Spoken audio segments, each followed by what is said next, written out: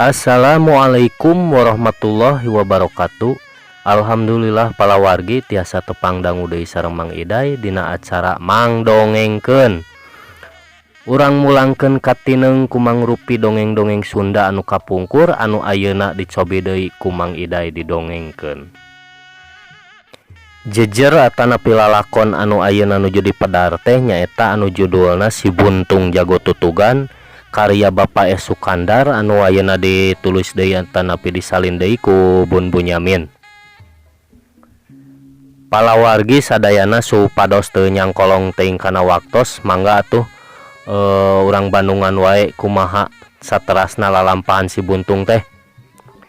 Mangga urang kawitan wae nya palawargi. Si Buntung Jago Tutugan.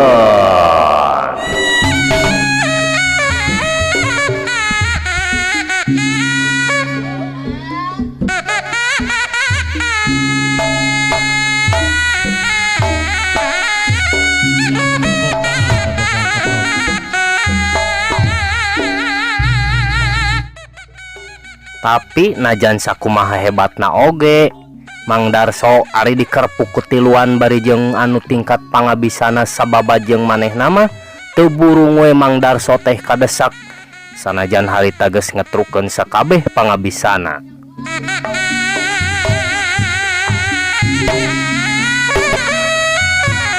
Andi jeung Adria anu memang tita tadi keur ngadedempes bari ceulina teu oleh rancung-rancung ngadedengekeun kaayaan di sabudereunana tutugan lain deui kagetna sabab di beh luhur palebah pengkolan tanjakan kadenge sora ting belentrang sarta anu ting haroak. Mang cek Andi bari ngantelkeun curugna dina biwir isyarat sangkan Adria masang ceulina. Lah, sora nu keur galung anjang Andi. Lain antepeun ieu mah. Cek Adria bari sakilat ngablesat muruk ka arah sora nuturkeun Andi anu geus ti heula ngablesat tekung si lila geus nepi anabreh teh sidik aya jalma anu keur dihurup ku tiluan. Hal ieu teh pikeun Mang Darso mah kacidang nguntungkeun lantaran harita manehna dina kaayaan keur kadesek malah harita teh wigena kabireungeuh rek nigaskeun bedogna kana tak-tak Mang Darso anu harita ukur bisa unur-unuran bari nakisan panarajang lantaran tanagana geus leuseuh. Ani jeung Adria teu kapalingan saeutik oge yen eta teh komplotan wigena. Ani mah ngarasa gemes pisan ka wigena teh anu teu aya kakapok sakitu harita dibubur ku si ruyuk teh.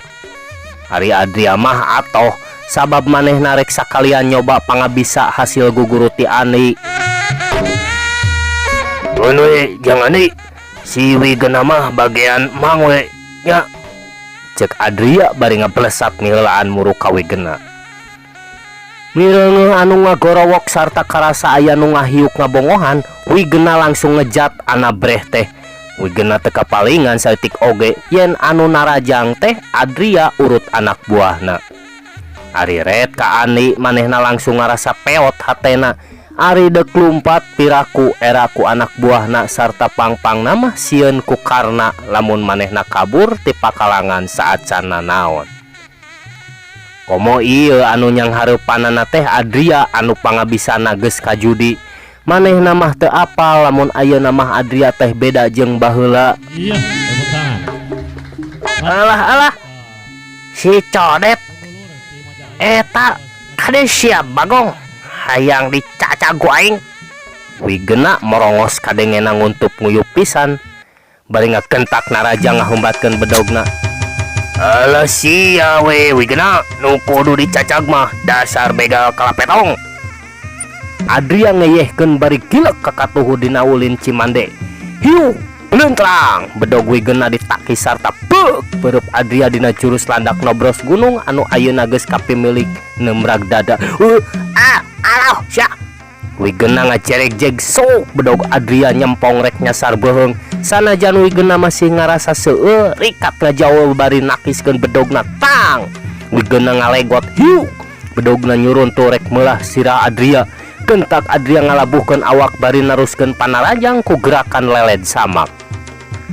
Wigena surti kana bahaya jeung luncat bari nakiskeun bedogna di barengan ku dampa suku ngajedak kana tarang Adria. Atuh akibatna Adria lain wae ngarempeyak tapi sirahna oge karasa lunglang. Atuh Adria lain deui nafsuna dumeh sirah anu dipupus ti teh dijejek deungeun. Hahaha. Ontong sakudampa suku lamun ku ieu geus bejan tahulu sia teh coret. Hah, boga ku aing dicaretan deui sia tapi pina sabelah deui. Hiat. Wigena neruskeun deui panarajangna, bedogna nyuruntul ti luhur deuk narok tarang. Tilek Adria nyerongkeun badana dina jurus bahe kele. Deus, leungeun kencana katigeun kana pigelang lawan. Geus kitu sok bedogna nyabet ti handap dina jurus tulih wajit. Wigena lain deui ngaranjugna mireuneuh gerakan Adria ayeuna anu sakitu hebatna. Montong ngajat sia bangsat. Hiat. Cek Adria bari nyusul tepus ku leungeun kenca anu ngahabek careham. Wigena jebrod. Wigena ngoceak beut.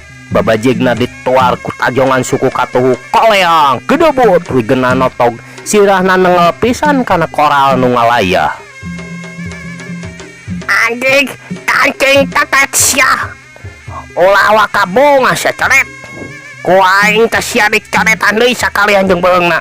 Cek Wigena bari korejat hudang sarta terus nguwak ngawik nyabetkeun bedogna ngalabeheung bareng jeung eta Adria gentak depok bari nyabetkeun bedogna kana pingping. Gentak Wigena mundur tapi bedog Adria leuwih gancang datangna sok sanajan ngan ukur congona. Teu burung pingping Wigena kesabet seuk. Wigena ngagero deui burial getih kaluar tina pingpingna anu nyerekekekeh akibat sabetan bedog Adria. Di sejen pihak Andi anu ngalawanan Jimpo teu meunang kasulitan bari ngagunakeun siku-sikuna ngaladenan panarajang. Jimpo anu ngan ukur suat siet teu puguh tak bedog Jimpo dicapit siku-siku dina jurus capit hurang. Hiuk jebrod leungeun buntung Andi nyayang kana dada. Jimpo ngoceak bari langsung ngajengkang teu hudang deui. Hiji deui kadeukeun Pak. Cek Andi ka Mang Darso anu harita keur jogolan jeung Sarja. Mangga ujang, mangga. Mang Darso anu tanagana geus leuseuh ka cida atohna aya nu andon suka bebela teh kentak mundur ngajauhan Sarja.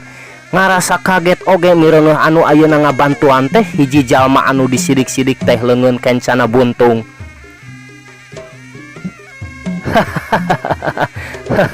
Geus dibejaan ulah wani begal ditutugan masih bedegongnya.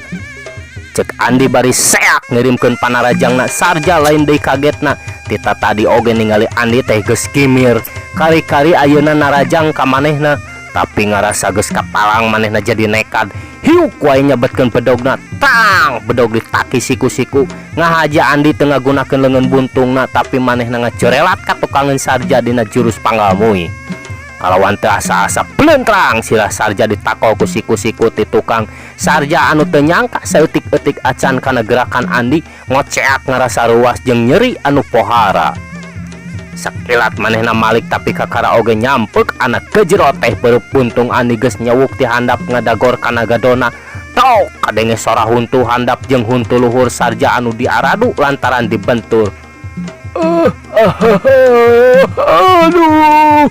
Sarja ukur bisa ngoceak bari nutupan sungutna sarta langsung nangkarak bengkang teu usik deui ukur gegerungan.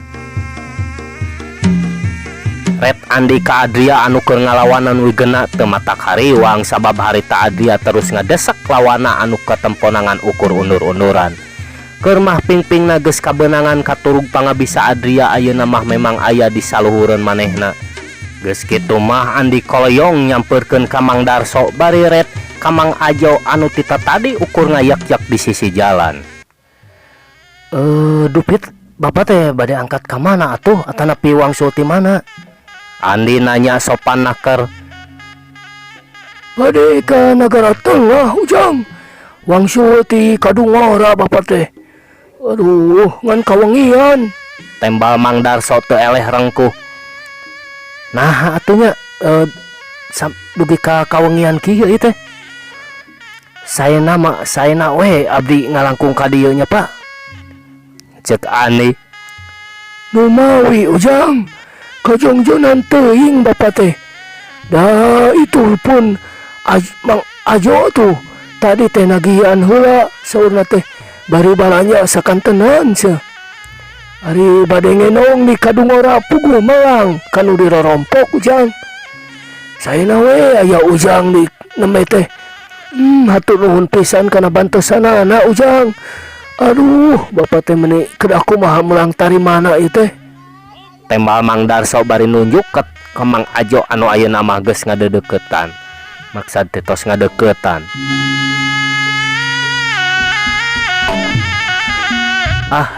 Eta mah teu paos kanggo dicarioskeun parantos kawajiban silih tulung ka papada mah Mang. Komo deui ka anu nuju kenging ka susah mah. Montong kabur sia wigena. Kadenge adi yang ngagorowok barang direret ka tempo wigena anu keur ngabecir lumpat bari ingkud-ingkudan anu saterusna mangpret kanu bala. Jimpo jeung Sarja anu geus hudang tina kapiuhana ningali Andi nu keur ngobrol teh teu talangkengan becir wae nuturkeun gegedugna. Mohon wae kitu atuh nya Mang, Pak. Wilujeng angkat deui mugia salamet di jalana sareng maneh parang tiasa ditepangkeun deui nya sanes waktos. Cek Andi bari ngajak sasalaman ka Mang Darso oge ka Mang Ajo tuk. Har, ke atuh Ujang. Bapak teh teu acan rengse ngebrehkeun ka bingah sareng teu acan terang jenengan. Cek Mang Darso. Sawios Pak, saur abdi oge eta mah teu kedah janten emutan. Sareng punten abdi dina waktos ayeuna mah moal ngawartosan nami abdi. Cekap diuninga we yen abdi anu ngagegeh tutugan. Wilujeng kantun Pak, Mang. Cek Andi teu merosea deui ka Mang Ajo jeung Mang Darso. Geus kitu mah cerelat ka jilang wae kanu bala sisieun jalan dituturkeun ku Adria muru ka tempat panyumputanana. Sahanya bawa Mang. Cek Mang Darso bari ngadadak bulu pundukna muringkak. Mohon Mang Darso, pan tadi oge nyebatna teh yen manehna teh anu ngagegeh tutugan. Hariwang Mang Ajo mah teh aduh hariwang kieu. Sarua deui Mang Ajo oge. Anu memang Mang Ajo mah darada borangan oge ngarasa muriding deui. Eta ningali wawasena sakitu hebatna jeung eta leungeun buntungna kacida hebatna nya jago tutugan we sugan mah. Pantes lamun disebut si buntung jago tutugan teh. Hayu Mang Ajo urang geura init deui hariwang. Cek Mang Darso ngajak buru-buru init.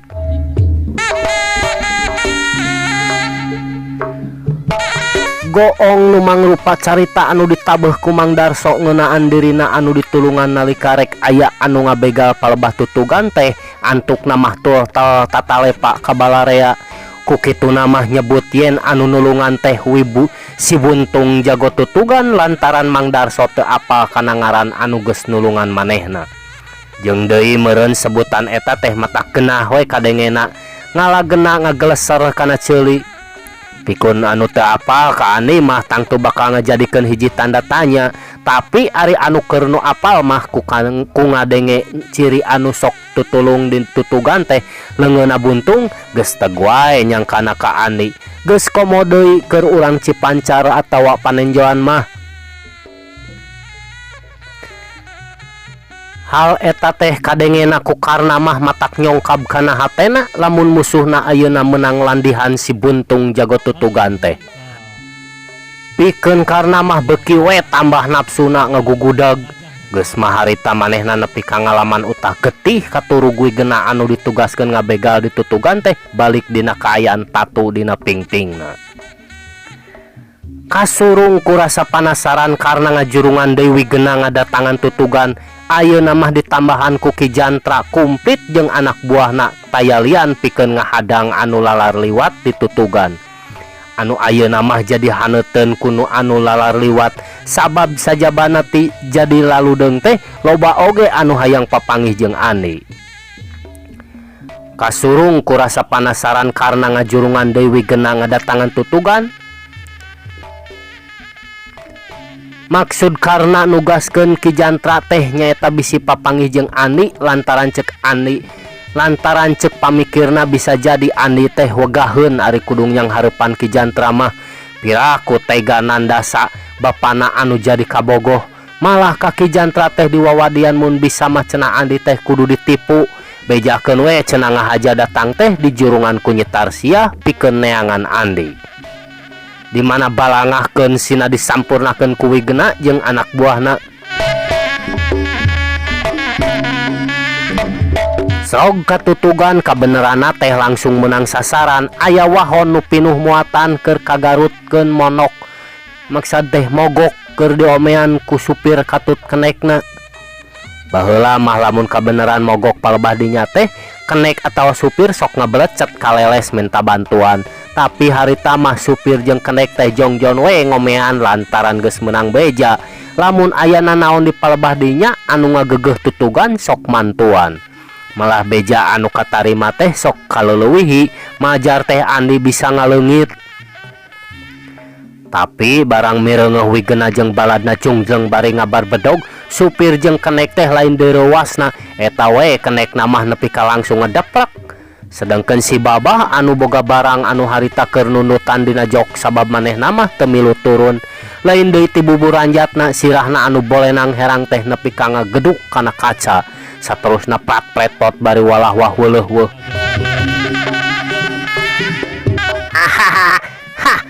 Rajake nampak ieu mah Ki Jantra. Menang barang euy. Menang uang jaba menang hulu botak bolenang. Cek Wigena bari teu eureun ngamang-ngamang bedog bari nyamperkeun ka si Babah.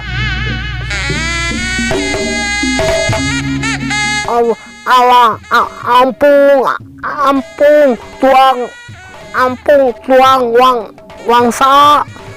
wangsa oe mevahi ilup cokok we walang oe mah cokot oe wenta ilup oe asa nyawa oe mah ulah di cokok. Si Babah ngomongna bari ngedeprak bakat ku sawan.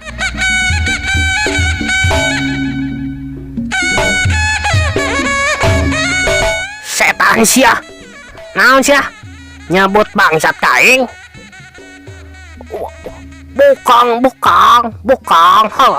Bukan wangsa tuang lampok. Cek si Babah beki kasima bari tina bujurna mah teu eureun ngaburut-but. Haha jados sia ngadon ngawalo turun sia batak make nyebut bangsat sagala sia hayang dipek-pek tah hulu botak teh ku aing. Cek Wigena bari mincet irung bari mencet irung eta Babah. Ampun jangan ganggu botak oe ampung. Cek si Babah bari tetep wani turun. Serahkeun atuh barang-barang ka nu maneh eta kabeh Babah. Serahkeun kabeh barang-barang. Cek Wigena bari gentak nyekal leungeunna terus si Babah teh digusur nepi ka blek labuh bujurna ti teuneut. Halah hutung oe witu. Pokna bari nyepengan beteungna anu burayut badis we bangkong suike. Haram jadas ya geus ngawalu deui. Wigena mundur bari mencet irung.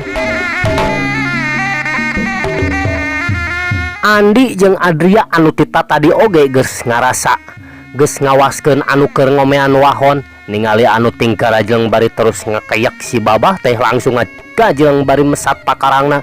Adria mesat bedog sedangkan Andi mah nyabut siku-sikuna. Hahaha teu gampang sia rek ngarampok di tutugan mah sang harapan heula kaula anu ngagegeh tutugan. Cek Andi bari ngahembatkeun siku-sikuna. Kabenaran oi, wadia balad kapung. Cek Wigena mere parentah. Ki Jantra jadi bingung manehna ukur ngajentul we, niat narek nipu Andi teh jadi gagal. Tapi keur kitu saprot Adrian narajang nyabetkeun pedogna ngalapeheung. Gila Ki Jantra rikat ngagiwar sarta nakiskeun bedogna. Adrian ngalegot ka kenca terang, dua bedog bantrok ngaluarkeun kembang seuneu. Tungtungna Adria putbet patutunggalan jeung Ki Jantra, silih sabet silih bacok duanana pada hayang ngarubuhkeun lawana. Ayo, batur-batur, ulah dibere ampun deuleu euy, kapau ku kabehan. Wigena mere semangat bari nyabetkeun pedogna ngencak ngatuhu. Halah, montong loba bacot sia Wigena. Mana si Bahrowi jeung si Jaka sang hareupeun ka aing ye. Teng-tengkeun sakalian. Cek Andi bari cerelat les dina gerakan londok malih warni teu lila kadenget tring-prangna pedog lawan anu diaradu papada baladna. Kocea kadenge sora sarkawi anu sirahna katodel congo bedog jimpo. Goak disusul ku dolmanan anu pigelangna kakade ku Jumanta. Atuh pikeun Wigena mah lain deui mata kaget. Jelema dikarpuk tapi anu tinggaroah ngadon batur-baturna.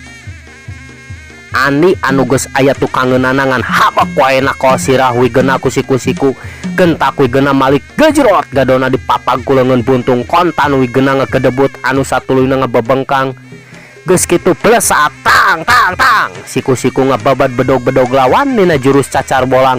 Hiu gejrot. Gado Jumanta anu pangdeketna dihancak ku leungeun kencana bret bret. Beuteung sarja cimpo dibabad siku-siku sarta satuluyna tina garub satuluyna tinggal lubrag bari beuteungna boborobot getih katurih tungtung siku-siku. Hayo saha deui nu rek maju. Ari hayang modar mah deuleu, cek Andi susumbar. Tapi tetela hiji oge eueuh nu wani kabeh ngalacir bari mareunang tatu. Ki Jantra anu keur jogol jeung Adrian ningali kitu mah gentak muruka Wigena satuluyna mah indit naringgalkeun eta tempat. Atos we Mang Iya teu kedah diudag, cek Andi ngahulag Adria anu rek ngudag Ki Jantra. Manehna teu tega lamun Ki Jantra nepi ka ngalaman tatu mah.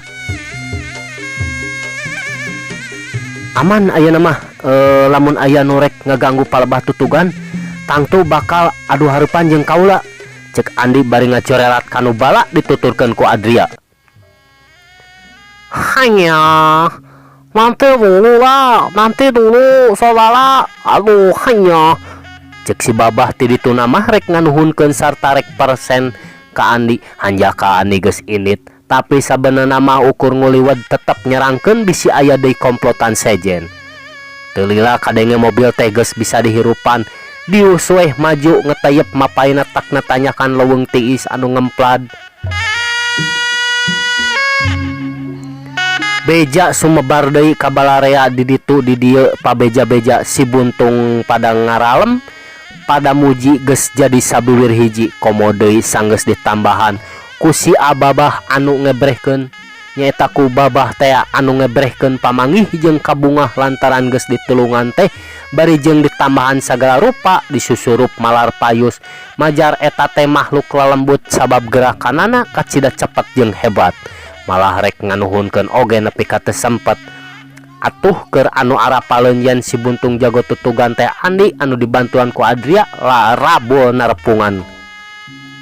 Aki Surdi katut pamardaka teu tinggalin Ki Jatma malah Mad Tasim si Kemed sarta si Bopeng mah sapuk rek miluan babantu dina ngabasmi kajahatan anu ngariweuhkeun ka balarea. Anu kasanggupanana teh lain ngan saukur dina sungut tapi jeung prakna lebak jaro nagreg sarta tempat anu biasa sok dijadikeun panyumputan para begal teh terus diintip diarincer. Malah mindeng bantok jeung karna sarta komplotanana. Atuh dina waktu anungan sakedeung oge kabeh tempat teh jadi aman tina gangguan para begal. Atuh pikeun karna mah jadi matang pugag lalampahan. Ari rek eureun matak wirang nekad wae pasti awal akhir bakal katewak. Ku kituna dina hiji mangsa mah baradami pikeun nangtukeun naon anu kudu dipilampah. karena ngasongkeun saran sabab di jalan-jalan mah geus teu aman, kumaha lamun ngadatangan ka imah-imah tapi kanu jauh. Atuh kabeh meuni asa cek paribasa mah monyet di asongan taraje kabeh langsung satuju. Mimiti anu rek didatangan teh lembur nangka pait, didinya aya toko babah sarta bandar arang anu tayalian ti Pak Asmita bapana Gumilar Akina Wijana Siruyung Kawung. Memang eta tempat teh memang eta mah niat mandiri karena pikeun males kanyeri ka kulawargana Gumilar. Isukna bral arinit kanang kapait hari tamah karena make targos anu make gambar lancah maung anu ngadaplok dina buleudan ramatna.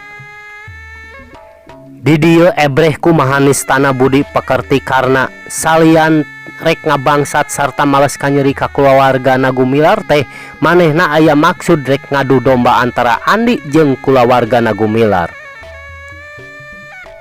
Gancangna carita harita karena jeung komplotanana geus ningker imah Pak Asmita ti sagala arah. Terus arasup ku cara nurih bilik dapur. Pak Asmita anu kakarang ngarelep teh langsung langsung ngorejat. Geuwat ngageingkeun Maesih nu jadi pamajikanna saterusna nitah nyumput.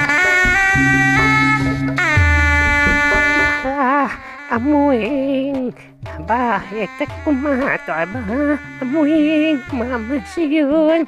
Maesih ngomong pinuh ku kasieun. Nyumput angguan mah nyumput ka tukang nyelom lagi. Saterusna mah Pak Asmita manehna nyokot bantal terus ngetayep murup panto. Kulut rak tulak dibuka. Dan tapara dengan gajleng teh Pak Asmita ngalungkeun bantal. Bangsat, ulung aya bangsat. Pak Asmita bari ngagajleng. Alas ya, montong loba pamalah Asmita. Jekarna bari sakelat ngahembatkeun bedogna teu anta parah dengan jeres bedogna hanca bantal anu ngahaja dialungkeun pikeun pamancing. Ngarasa katipu karena langsung narajang deui pedogna nyuk rek narok sirah, tapi Pak Asmita oge lain jalma atah-atah sakelat nakiskeun pedogna trang dua pedog bantok Pak Asmita nepi ka ngajereg-jeg. Bener manehna eleh tanaga ningali kitu karena teu mere kasempetan hiuk nyabetkeun pedogna rek ngalabeheung sidik pisan karena ngahayang geuwat matenina teh. Lap gerentel Pak Asmita dina gerakan monyet ngagerentel muradkeun awak bari sakelat nyabetkeun bedogna kana bitis.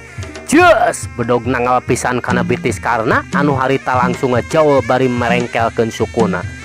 Karasa nyerina mah ngan lain deui reuasna Pak Asmita sabab bitis lawana teu cecel bocel atawa ngeclakeun getih. Amarah karena geus teu bisa dibendung deui ku kituna manehna langsung nitah ngarepuk Pak Asmita ti saban madhab. Sok sanajan bener Pak Asmita teh kaasup hiji jawara kahot, tapi ari pada ngaraponan kitu mah ripuh oge komo deui pangaruh umur anu geus maju karempo. Manehna ukur bisa bebalicet anjing kahan sabetan bedog anu rek nyasaak badana. Sabot kitu teu kanyahoan ti mana datangna kadenge sora anu ngagorowok bari ngacorelat pakeana sing sarua bodas bari dina leungeunna nyepang barera. Sing horeng teh babah tungka tatanggana Pak Asmita anu dituturkeun ku anu pating garajlengna opat jalma. Hanya wangsa. Wangsa.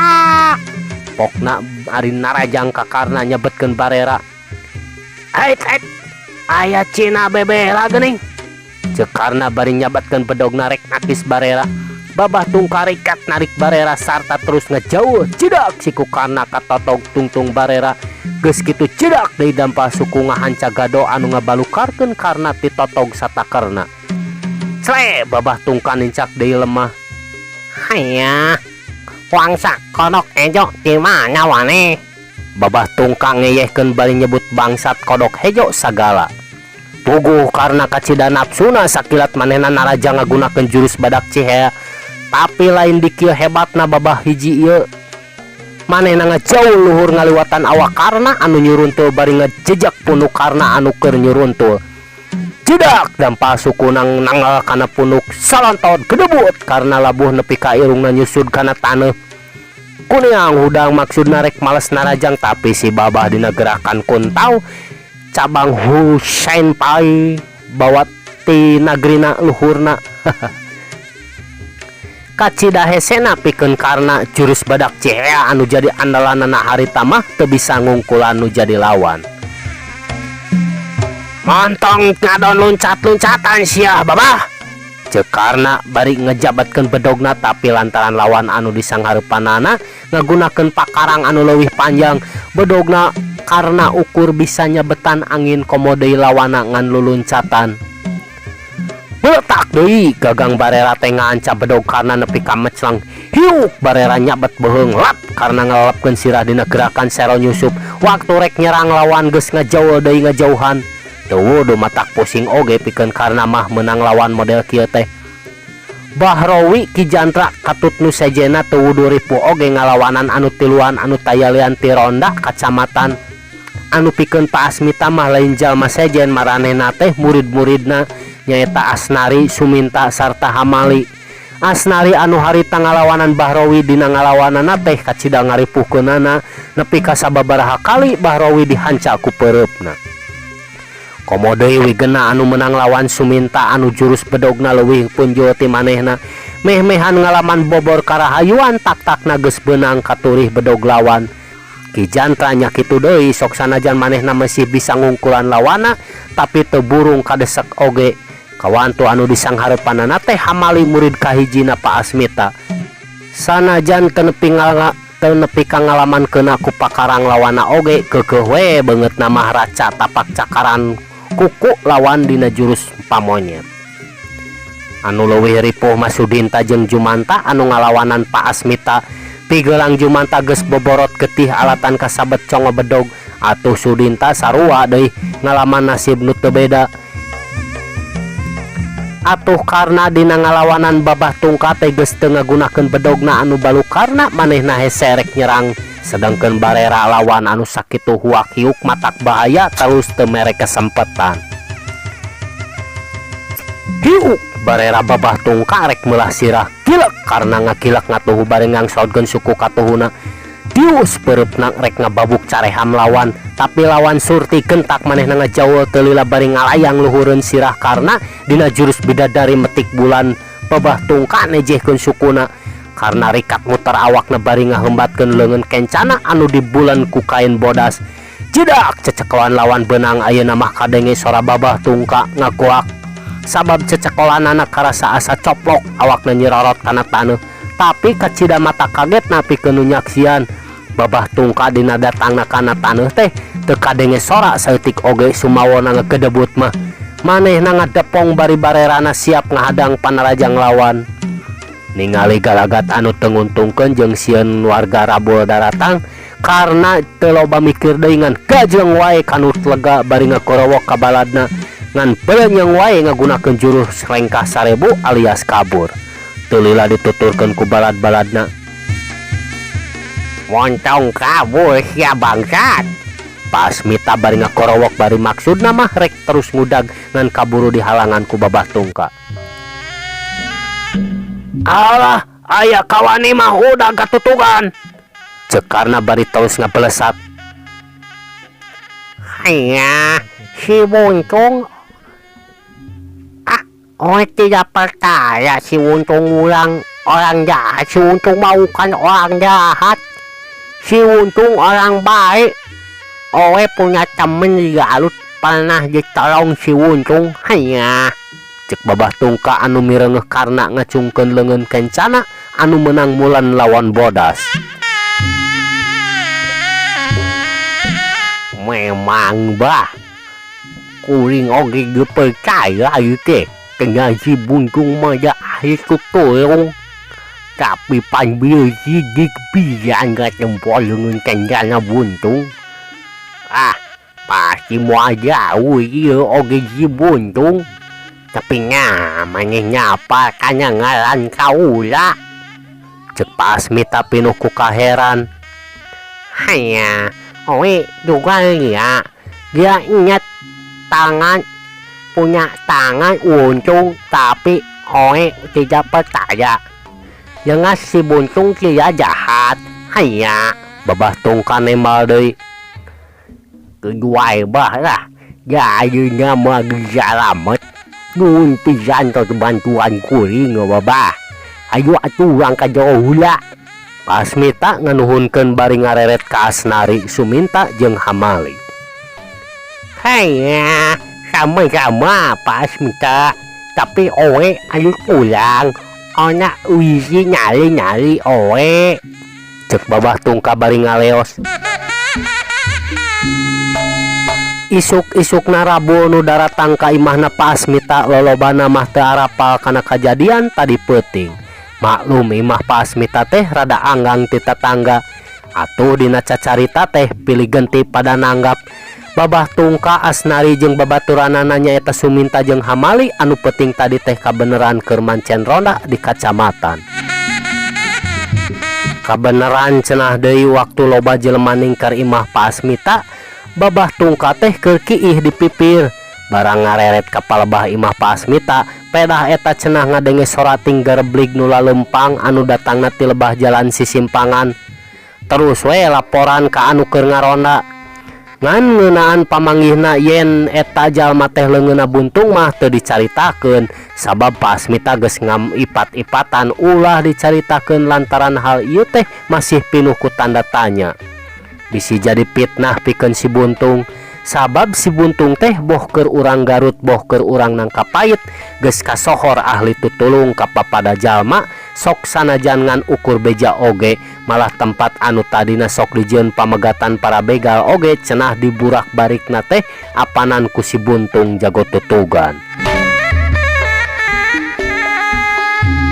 Tekung silila Jojo Pamajid Gumilar Katut Wijana ngadatangan ngahaja disusulan ka Cicaparek diajak badami. Harita oge langsung we babadamian di tengah imah, malah Babah Tungka oge milu. Darak-dak Pasmita nyaritakeun naon-naon kejadian tadi peuting, saeutik oge imet taya anu kaliwat. Malah sakapeung sok dikuatkeun ku pamanggihna Babah Tungka.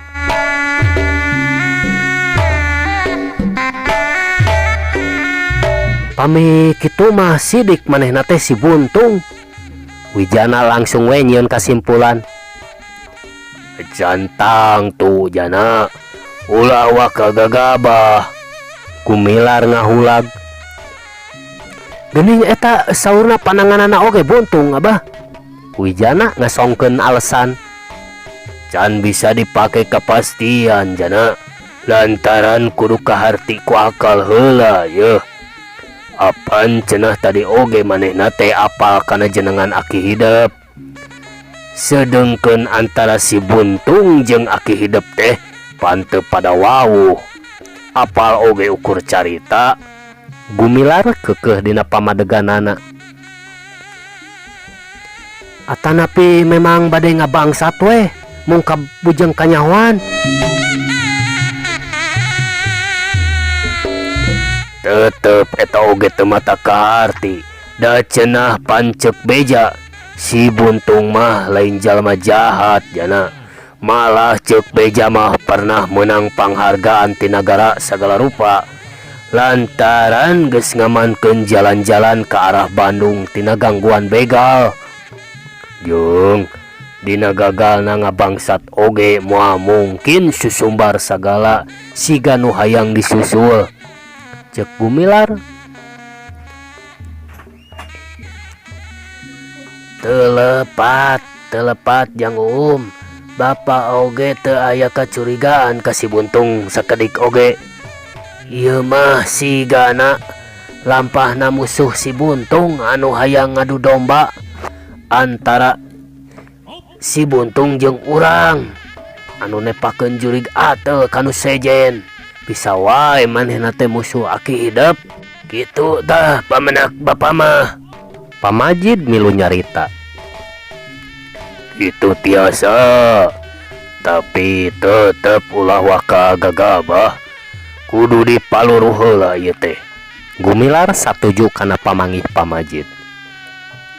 Dupi aki kagungan musuh kitu. Wijana ngareret ka Pasmita. Hengkeuy ka aing bagana teu boga musuh lagi mah. Tembal Pak Asmita.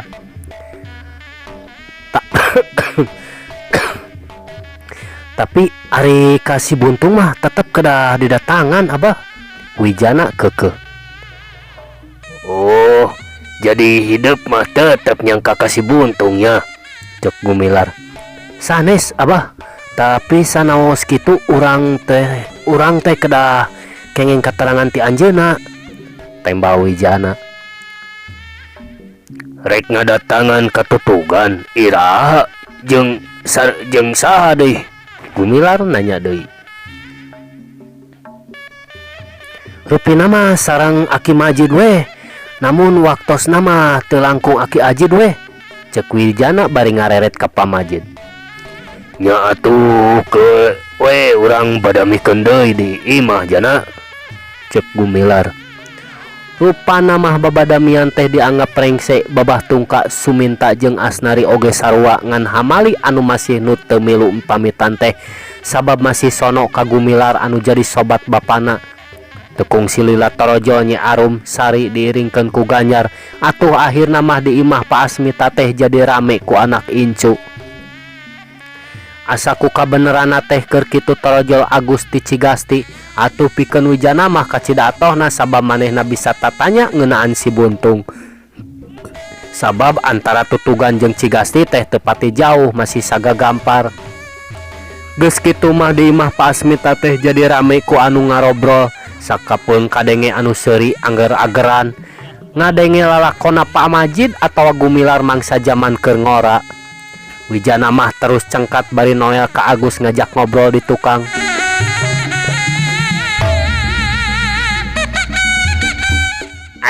Aya naon lo? Cek Agus. Gus, upami Tutugan teh tebih teu ti Cigasti? Teu patos tebih, ari kitu aya naon? Agus terang teu ka si buntung jago Tutugan sareng naha bet meunang landihan kitu. Si buntung jago Tutugan terang mah terang ngan ente da can kantos tepang deh ngan ari urang leles mah tangtos pada uninga.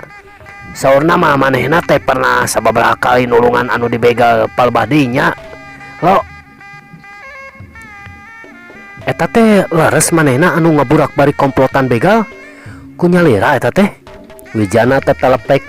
Saurna mah anjeunna teh duaan sareng rerencanganana ngan kadiekeun seueur oge anu ngiring aub ngabantosan manehanana teh.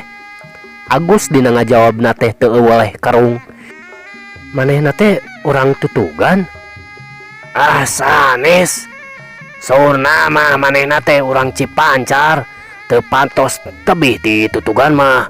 Ari kitu aya naon lo? Agus ayeuna mah nu malik nanya. Atuh satuluyna mah darak-dak wae Wijana nyaritakeun kajadian tadi peuting nyaeta waktu akina kadatangan jalma-jalma anu rek nandasa. Oh kitu, rupina mah sanes si buntung eta mah lo.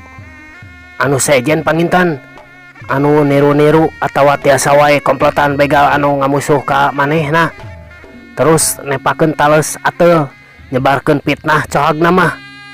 Agus langsung ngabantah sarta ngasongkeun pamadeganana saeutik oge teu percaya.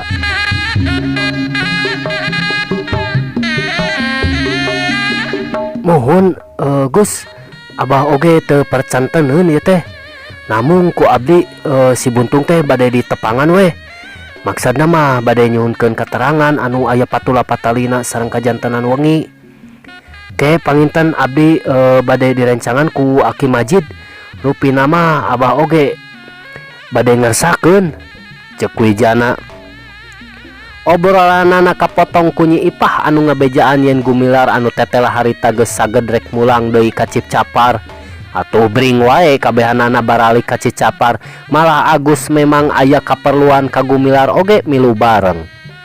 Sajajalan Wijana mah lempang mandeurikeun maneh bakuna mah hayang leuwih jelas menang keterangan ngeunaan si buntung ngan hanjakal Agus teu bisa mere keterangan anu leuwih jelas Nyi Ipah nyaeta pamajikan Wijana ngarasa tengeunah hate sok sieun salakina mawa karep sorangan.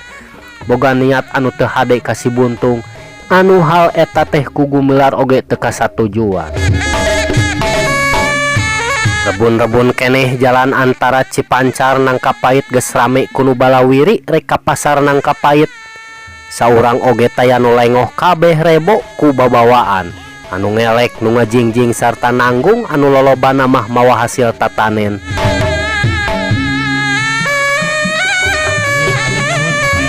Harita Gumilar, Pamajid, Katut Wijana sarta Agus anu rek mulang ka Cigasti. Maksudna tayalian rek maluruh si Buntung bari sakalian rek nyimpang ka tukang es. Aduh, palawargi tos datang di tukang es mah bahaya. Joma leser es krim we. Cag heulanya palawargi lalampahan si Buntung urang simpen heula duwi ka dieu. Urang simpen di haneuleum hieum tuna di hanyuang siang palagi nyokot ninggalkeun mangsa urang samper deui. Mung sakitu anu tiasa kasangakeun ti Mang Iday. Ampun paralu nu kasuhun wening galih nu dipamrih hampura anu diteda. Hapunten mangga. Wassalamualaikum warahmatullahi wabarakatuh. Cag permios.